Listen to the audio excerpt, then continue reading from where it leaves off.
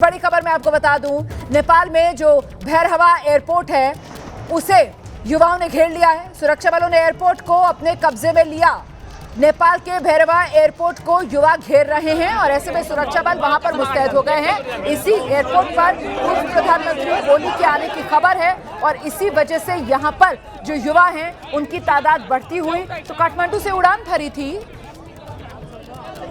ओली ने और ऐसे में ये कहा जा रहा था कि किसी अज्ञात जगह उनको लेकर जाया जा रहा है। तो क्या वो अज्ञात जगह यही भैरवा है? और इसी वजह से जैसे ही ये खबर पहुंची है युवाओं तक, युवा जो है बड़ी संख्या में यहाँ भैरवा के एयरपोर्ट पर पहुंच गए हैं और इसकी घेराबंदी कर रहे हैं। हालांकि सुरक्षाकर्मी भी वहां पर बड़ी संख्या में तैनात हैं। जल्दी से जरा एक रिएक्शन देते हैं। हमारे सहयोगी नीरज इस वक्त हमारे साथ मौजूद है। नीरज, अज्ञात जगह सेना की तरफ से कहा गया था कि वो लेकर जा रहे हैं केपी शर्मा ओली को, लेकिन अब ऐसा लगता है कि ये सुबुगाहट भैरवा में लेकर आ रहे हैं, इसीलिए आंदोलनकारी भैरवा के एयरपोर्ट को घेरते हुए नजर आ रहे हैं। रोमाना, आपको बता दूं कि भैरवा एयरपोर्ट जो है कहां पर है, ये सबसे नियरेस्ट एयरपोर्ट है भारत की बॉर्डर पर। जो हमारा सोनाली बॉर्डर जिसको हम कहते हैं, महाराजगंज जो कहते हैं, ये भैरवा एयरपोर्ट वहाँ पर है, बिल्कुल सटा हुआ है। मुश्किल से 4 या 5 किलोमीटर की दूरी पर ये वहाँ पर है। हमारे जो बॉर्डर एरिया है वहाँ से है, ये बिल्कुल करीब में है।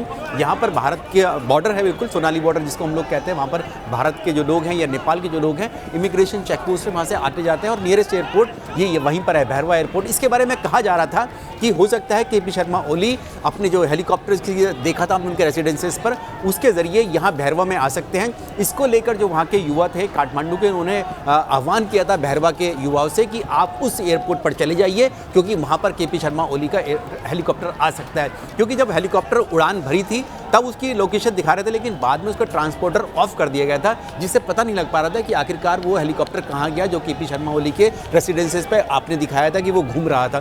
तो इसलिए वहाँ के युवाओं ने कहा कि आप वहाँ जाइए। इसीलिए हम लोग देख रहे हैं बड़ी संख्या में भैरवा एयरपोर्ट पर जो है युवा इकट्ठा हो गए हैं। और अब तो वो जिस तरीके की तस्वीरें आई हैं नीरज, वो शेर बहादुर देवबा को जैसे पीटा है आंदोलनकारियों ने, जो लहूलुहान कर दिया है। मतलब वो 80 साल के बुजुर्ग नेता और वो जमीन पर लहूलुहान हालत में बैठे हुए नजर आ रहे हैं, बिल्कुल निढाल। वो तो कहना चाहिए कि वक्त रहते सुरक्षाकर्मी वहां पर पहुंच गए, वरना तो उनकी जान तक जा सकती थी। ऐसे में अब बड़ा खतरा यहां पर सीधे केपी शर्मा ओली के लिए, इसीलिए सुरक्षा बल कोई रिस्क यहां पर लेंगे नहीं और ये मुस्तैदी सुरक्षा बलों की यही बता रही है। बिल्कुल। और देखिए रोमाना, 5 बार के प्रधानमंत्री रहे हैं शेर बहादुर देवबा, 5 बार प्रधानमंत्री रहे हैं नेपाल के। उस वक्त भी वो प्रधानमंत्री थे जब राजा वीरेंद्र राज करते थे, जब राजशाही थी उस वक्त भी, क्योंकि एक लोकतांत्रिक ढांचा बनाया गया था, उस वक्त के प्रधानमंत्री हैं। और उसके बाद अब 2 बार अब बन चुके थे जब से लोकतंत्र आया है। तो इतने बड़े नेता, अगर आप मान सकते हैं कि 5 बार के प्रधानमंत्री, उनको भी जनता नहीं छोड़ रही, क्योंकि उनका ये कहना है कि घूम फिर के यही नेता बार बार प्रधानमंत्री बनते हैं, यही इनके परिवार के लोग मंत्री बन जाते हैं या फिर ये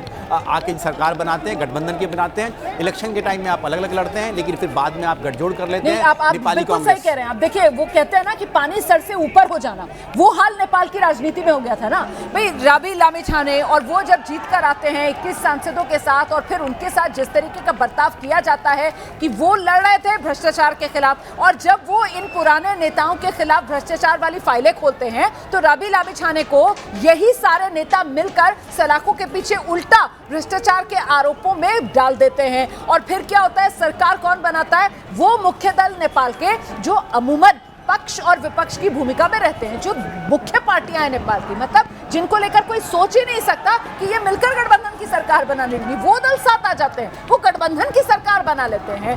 यकीनन ये बेहद शर्मनाक था नेपाल की राजनीति के लिए, नेपाल के पॉलिटिकल सिस्टम के लिए, और इसको लेकर अंदर ही अंदर वो गुस्सा जो नेपाल के लोगों में पनप रहा था और अब फूटा है, ज्वालामुखी के तौर पर फूटा है। और उसी की ये तस्वीरें आज सामने आई हैं और इसकी भेंट पुराने नेता नेपाल में सब चढ़ते हुए नजर आ रहे हैं। केपी शर्मा ओली को इस्तीफा देने के लिए मजबूर होना पड़ा है। केपी शर्मा ओली फिलहाल कहां हैं किसी को कुछ पता नहीं है। शेर बहादुर देवबा की जमकर प्रदर्शनकारियों ने पिटाई की है। लहूलुहान हालत में शेर बहादुर देवबा इस वक्त अस्पताल में भर्ती हैं, उनका इलाज चल रहा है।